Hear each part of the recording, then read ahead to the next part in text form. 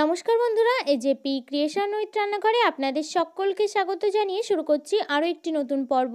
আজ আরও একটি মজাদার নতুন ইন্টারেস্টিং রেসিপি নিয়ে হাজির হয়েছি আপনাদের সামনে। ফিশ বল তো অনেক খেয়েছেন, আজকের এই এঁচোড়ের বল একবার ট্রাই করে দেখুন, আশা করি কিন্তু খুবই ভালো লাগবে। চলুন তাহলে আর বেশি কথা না বাড়িয়ে রেসিপিটি শুরু করা যাক। রেসিপিটি শুরু করার আগে প্রত্যেকবারের মতো আপনাদের কাছে একটাই অনুরোধ, ভিডিওটা একটু স্কিপ না করে প্রথম থেকে শেষ পর্যন্ত দেখতে থাকুন এবং রেসিপিটি ভালো লাগলে অবশ্যই একটা লাইক করে চ্যানেলটিকে সাবস্ক্রাইব করে রাখার অনুরোধ রইল। রেসিপিটি বানানোর জন্য আমি এখানে এঁচোড়টাকে ভালো করে সিদ্ধ করে নিয়েছি, আগে থেকেই সিদ্ধ করে জল ঝরিয়ে তারপর ঠান্ডা করে রেখেছি। তারপর এখানে হাতের সাহায্যে এঁচোড়টাকে কিন্তু ম্যাশ করে নেব। দেখুন বন্ধুরা, এই পর্যায়ে খুব সুন্দরভাবে কিন্তু এঁচোড়টাকে আমার ম্যাশ করে নেওয়া হয়ে গেছে। তারপর বাকি উপকরণগুলো কিন্তু আমি এখানে দিয়ে দেব একে একে। প্রথমে দিয়ে দিচ্ছি 2 চামচ জিরে গুঁড়ো, তারপর দিয়ে দিচ্ছি কিছুটা ধনে গুঁড়ো,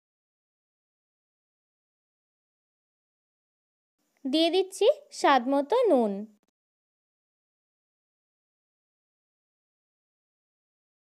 দিয়ে দেব একটু চাট মশলা,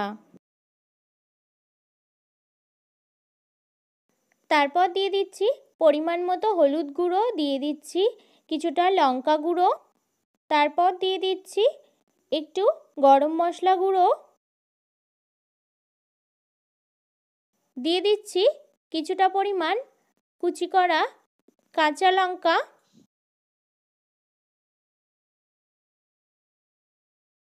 সবশেষে দিয়ে দিচ্ছি একটু ম্যাগি মশলা।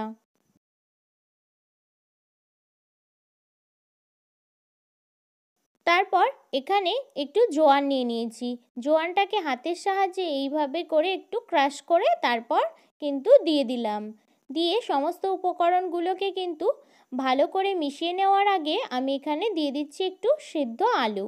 এবার সিদ্ধ করা আলুটা দিয়ে তারপর সমস্ত উপকরণগুলোকে কিন্তু ভালো করে মিশিয়ে নেব।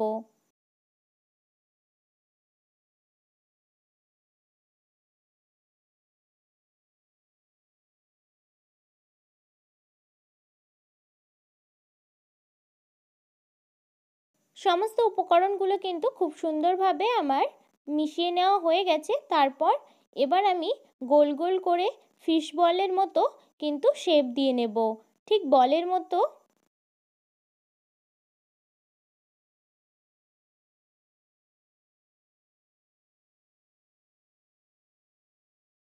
এই পর্যায়ে প্রত্যেকটা কিন্তু আমার বলের শেপ দেওয়া হয়ে গেছে। তারপর আমি এখানে একটা বাটিতে নিয়ে নিয়েছি কিছুটা পরিমাণ ময়দা, ময়দার মধ্যে দিয়ে দিচ্ছি খুব সামান্য একটু নুন, তারপর দিয়ে দিচ্ছি একটু লঙ্কা গুঁড়ো,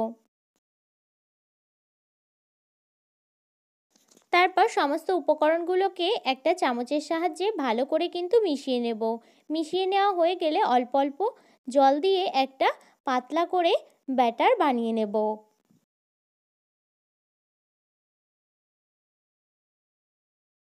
এই পর্যায়ে ব্যাটারটা কিন্তু আমার বানিয়ে নেওয়া হয়ে গেছে। দেখুন বন্ধুরা, আমি কিন্তু এরকম থিকনেসের একটা ব্যাটার বানিয়ে নিয়েছি। তারপর এখানে নিয়ে নিয়েছি কর্নফ্লেক্স, কিছুটা কর্নফ্লেক্স এখানে আমি নিয়ে নিয়েছি। তারপর এই কর্নফ্লেক্সগুলোকে হাতের সাহায্যে কিন্তু ভেঙে নেব। এই পর্যায়ে কর্নফ্লেক্সটা কিন্তু আমার ভেঙে নেওয়া হয়ে গেছে।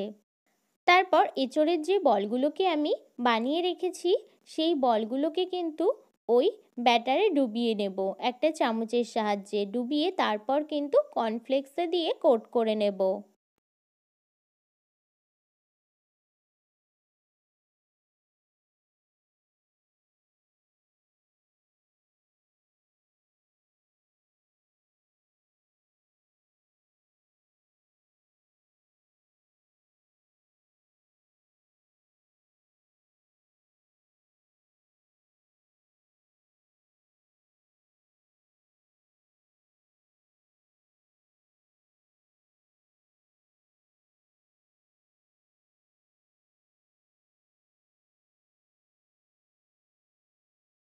এই পর্যায়ে খুব সুন্দরভাবে কিন্তু কয়েকটা আমি কর্নফ্লেক্সে কোট করে নিয়েছি। তারপর এটা ভেজে নেওয়ার জন্য কড়াইতে আমি তেল গরম হতে বসিয়ে দিয়েছি। এই পর্যায়ে তেলটা কিন্তু আমার গরম হয়ে গেছে। আমি এবার এঁচোড়ের বলগুলোকে এক এক করে তেলের মধ্যে দিয়ে দিলাম। দেখুন বন্ধুরা, এই পর্যায়ে কিন্তু এঁচোড়ের বলের খুব সুন্দর একটা কালার চলে এসেছে। এই পর্যায়ে এঁচোড়ের বলটা কিন্তু আমার পুরোপুরি ভেজে নেওয়া হয়ে গেছে। খুব সুন্দরভাবে ভেজে নিয়েছি। এটাকে এবার তেল ঝরিয়ে তুলে নেব। এই পর্যায়ে এটা কিন্তু আমার তুলে নেওয়া হয়ে গেছে। তারপর আরও কিছুটা এঁচোড়ের বল আমি এখানে ভেজে নিচ্ছি। এইভাবে করে সমস্ত বলগুলোকে কিন্তু ভেজে নেব। দেখুন বন্ধুরা, এই পর্যায়ে কিন্তু এঁচোড়ের বলগুলো আমার রেডি হয়ে গেছে। সমস্তটাই কিন্তু আমি ভেজে নিয়েছি। আপনারা কিন্তু সসের সাথে এটাকে পরিবেশন করতে পারেন বা শুধুও খেতে পারেন, খুবই ভালো লাগবে। আমার এই এঁচোড়ের বলের রেসিপিটি যদি আপনাদের ভালো লেগে থাকে তাহলে অবশ্যই একটা লাইক করে দেবেন এবং কমেন্টের মাধ্যমে জানাবেন আমার এই রেসিপিটি আপনাদের কাছে কেমন লেগেছে, এবং বেশি বেশি করে শেয়ার করে আমার পাশে থাকবেন, আমাকে আরও উৎসাহিত করবেন। আর আপনি যদি আমার চ্যানেলে নতুন বন্ধু হয়ে থাকেন এবং আরও নিত্য নতুন ইন্টারেস্টিং মজাদার রেসিপির আপডেট পেতে চান তাহলে প্লিজ আমার চ্যানেলটিকে সাবস্ক্রাইব করে পাশে থাকা বেল আইকনটি প্রেস করে অল নোটিফিকেশন অন করে রাখবেন, যাতে সমস্ত ভিডিওর আপডেট আপনি ঠিক সময় পেয়ে যান। আজ এই রেসিপিটি এই পর্যন্ত। আরও একটি মজাদার নতুন কোনো ইন্টারেস্টিং রেসিপি নিয়ে আপনাদের সাথে দেখা হবে আরও একটি নতুন পর্বে। সবাই সুস্থ থাকবেন, ভালো থাকবেন এবং সাবধানে